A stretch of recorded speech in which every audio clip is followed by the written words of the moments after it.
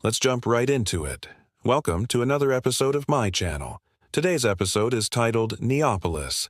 It's a science fiction story written by Francisco K. Sanchez. This one really dives deep into cyberpunk territory and deals with some interesting philosophical questions while still being very action-packed. So, let's get right into the summary. Neopolis was a broken city, a mechanical heart-pumping smoke instead of blood. The sky was always overcast. The black clouds were gigantic advertising screens shouting artificial desires to a sleeping population.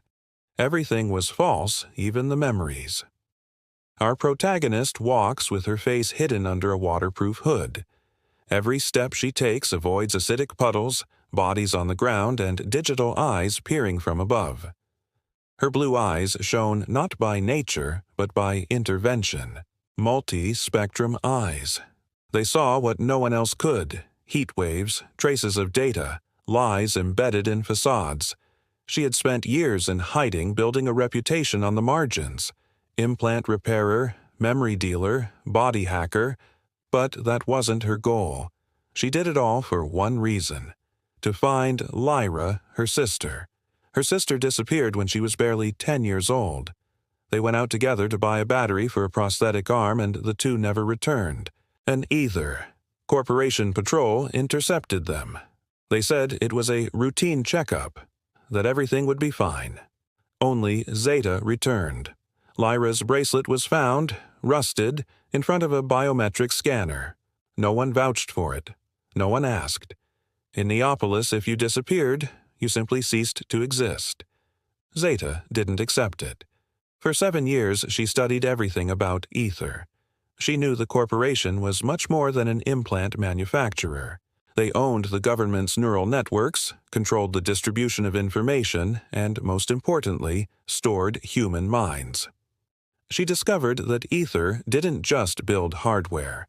They were developing a collective consciousness core, an AI designed to predict human behavior on a massive scale.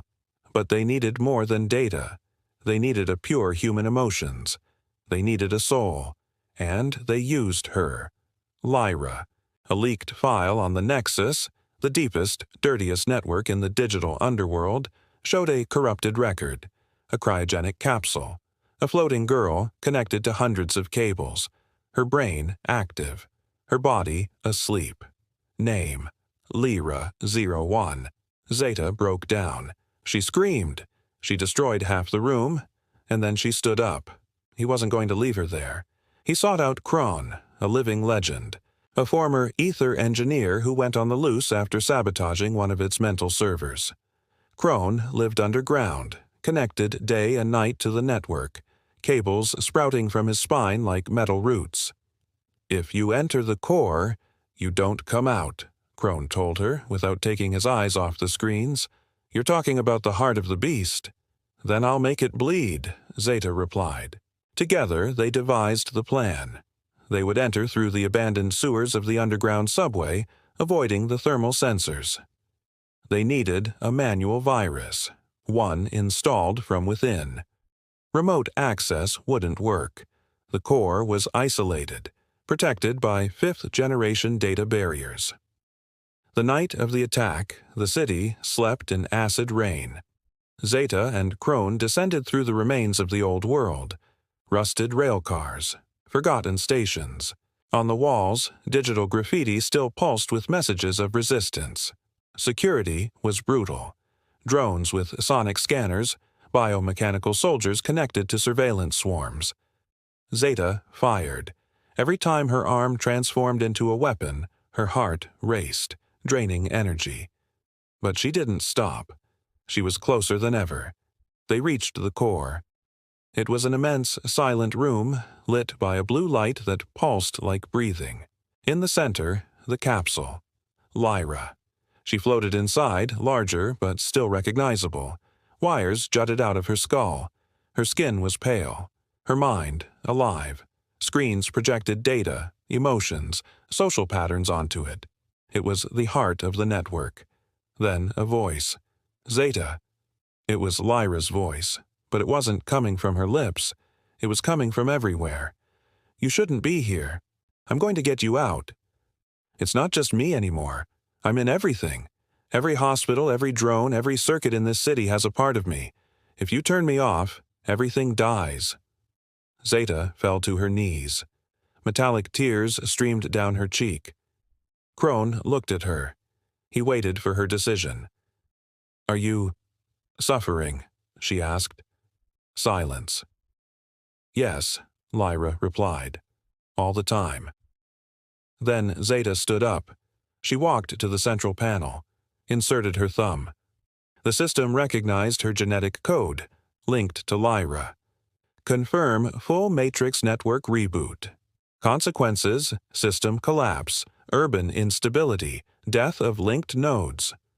Zeta gritted her teeth. "Sorry, sister." She pressed the button. The city shut down. Lights, screens, drones, connections. Everything fell silent. An unnatural silence invaded Neopolis. For the first time in decades, the stars were visible. The next morning, people took to the streets. Confused. Free. The ether network had collapsed. The mind control system went down.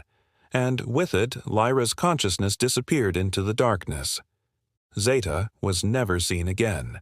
Some say she died alongside her sister.